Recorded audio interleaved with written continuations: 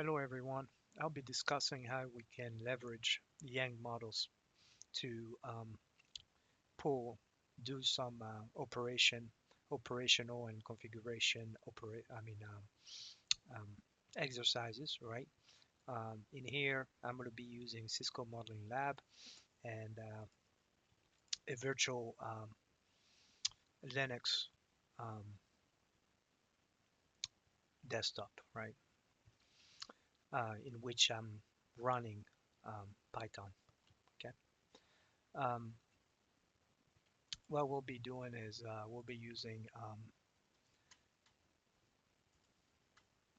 Python and RESTCONF APIs, REST APIs, RESTful APIs in order to pull operation, right? Operation data. Okay. Just to quickly show what we've enabled on here, we've got a username, right, and password. Okay, and then we've enabled also RESTCONF.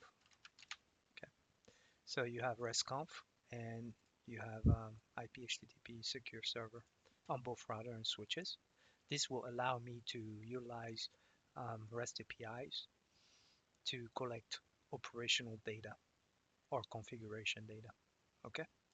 Um, Now, Yang is pretty vendor agnostic. Um, this is you have IETF modules that are open standard. If we go back, this is by the way, this is on GitHub. You can get the whole list of vendor and all their uh, model structure. I mean, um, Yang structure. Like for example, Juniper. You could go to Juniper and then pick the version that you're interested in, right? And then from here, you could start basically viewing the Yang model for different comment blocks or different comment structure on Juniper. But in my case, what we'll be doing is we'll be looking at um, Cisco, right? Mostly because I'm running Cisco on my lab, right? In my case, I have all this different version, right? But we'll be using the newest that was released last month. Okay, and just a quick overview is you have, I know if it's your first time seeing Yang, right? You have all these different modules, but you got to know which one you can utilize with, for example, get verb to pull some data or configuration data or statistics from the Cisco device, right? So for example, you're looking for this dash upper operation, upper.yang, right? So there'll be quite few, like for example, uh, app coi dash upper, right? Um, ARP, let's do ARP, right? We can do ARP. So the way you run these, you'll use the endpoint and container. The endpoint will be the module. It'll be this portion. And they'll have a container. Generally, you can find them at the bottom, right, of I mean, the grouping basically provides you metadata to augment the container, right? This is some of the data that's defined in a container generally, right? They'll tell you what they are. Is it string? Is it an integer? Is it boolean? Is it true or false, right? So, but the way you write them is it's a combination of the module, which is the endpoint, and the um, container. But anyways, in addition to that, I wrote an API to pull configuration from the router, um, but I did use a API wrapper, a decorator, in order to facilitate and utilize this. So I pretty much utilize this with every. It's nice to have it because you can use it and you can import it with other functions, right? And do the same thing. Like, but quickly going over this decorator, what I'm doing is I'm getting the function in here, and the function will return me these values here. a tuple, right? And then you have your header, right? In this case, where you're looking at JSON Yang data plus JSON, right? We're going to accept, and the content type that we may push is also the same thing. Um, you have your URI, that will be your URL module, right? I should have called this URL, but it is okay. Uh, and then you'll have a method. The method will be stored into this dev dictionary here. Okay. Um, Also, we'll write try and accept block for validation. We'll have a response. In a response, we'll have our method, and then we'll have all our um, data in here, or variables, right? Your URL, your headers, the authentication, right? Username and password, and then you'll turn off certificate, and then we'll raise we'll get a status. Okay, one if we have a bad response, right? If it's a, for example, a 400 or 500, right? Um, we'll store this response into this data variable, in JSON format, and then we'll write it into this um, file, which is the output.json, and then we'll return it. And if anything fails within the try block, we'll have an exception. We'll print the error. Okay, we'll return the wrapper. Going over the main function, I'm using these two critical import OS modules, OS and .env, with a method load underscore .env. Basically, what it does, it helps you keep your credential hidden. If you look in here, I have a .env file in which I exported some username and password. Generally, this will be kept secret, right? So it keeps it secure. Um, Going back to the main function, I load this file, and this is where augment. Basically, I have my wrapper, right, and then right over is a decorator, right, and then this is where I pull this username and password, right, in a secure manner, store them into username and password variables, and then if there is any, I'll raise a value error, right. If I can find any username and password, it fails to pull this data from this file. But anyways, I will ask you for an IP address. I'll store into this variable, and then the port number, the service port, and then obviously you'll have the method in here, right? In this case, we're doing a get, right? A get operation. Um, Moving on, you have your module, right? This is where I'm going to ask you for your Yang um, module endpoint and container um, to pull the data and Yang model structure to pull uh, the data.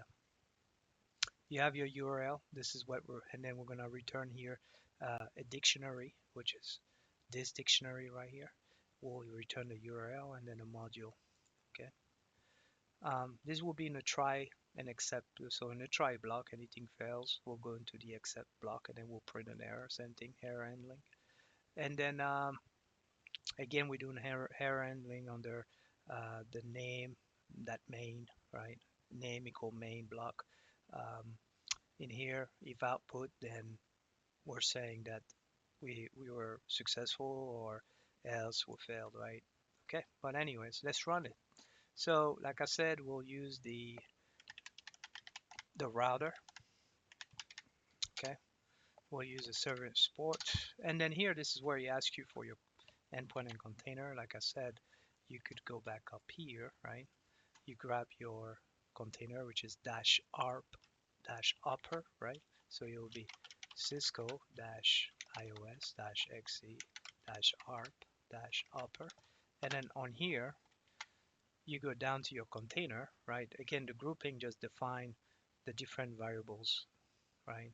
The metadata that may be utilized in a container, or may not. So here container is ARP data, right? Okay. Then we'll say ARP data. Okay. All right, perfect. We have a successful call. You go into your JSON output, your files, and there it is. Okay, in the VRF default, this is your default route table. This is the first ARP entries that we got, and It's on interface 1. Okay, this is the MAC address. Okay, and then you have another address, another ARP entry. Okay, with this MAC hardware address. Okay, you have um, another one which is 4.1, right? Okay, and then so on. Okay, those are all ARP entries that live in the same broadcast domain. Okay, all right, and then just to be quick, right? This file will get overwritten every time I run this function, anyways.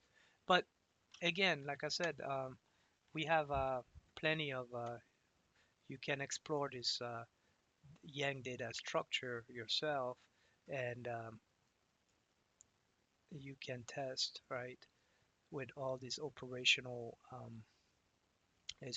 there's quite a few modules you could use to pull some data from those against the Yang model of the Cisco devices. But now the other one that we'll discuss is the Cisco native, right? Cisco native is pretty handy for proprietary Cisco commands or outputs, right? That the IETF not necessarily force any other vendor, because it's not open standard. It's only to Cisco, right? So for example, the way it goes is native, right? It's got the whole Cisco IOS XC dash native, right? This portion is native always, right? And then here, for example, let's say we're looking at interfaces. Oh, it failed. Let me see what oh, I know why it failed. It was supposed to be a slash. Let's do this quickly. Okay. iOS XC native interface. There you go. It's a slash. All right, perfect.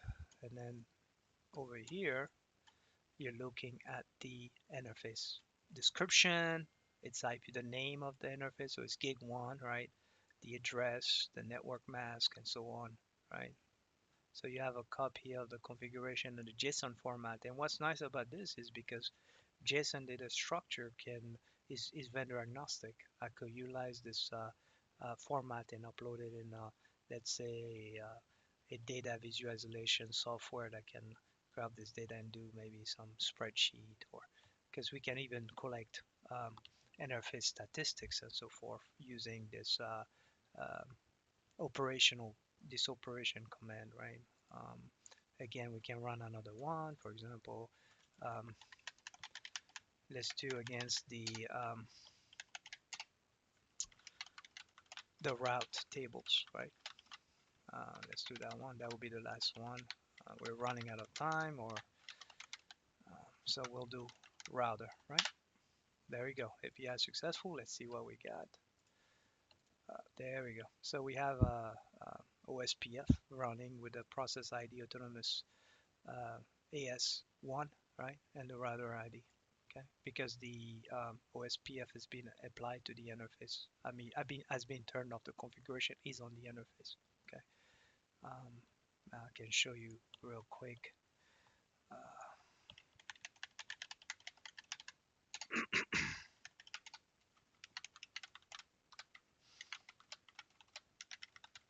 Okay, interface, back. There we go. See that? So if you go in here, right on the interface, you have the IP information, and then you have your OSPF ID, which is your autonomous system, area 0, and then your network type is point-to-point. Okay. Well, that's pretty much it for this video. Thanks for watching.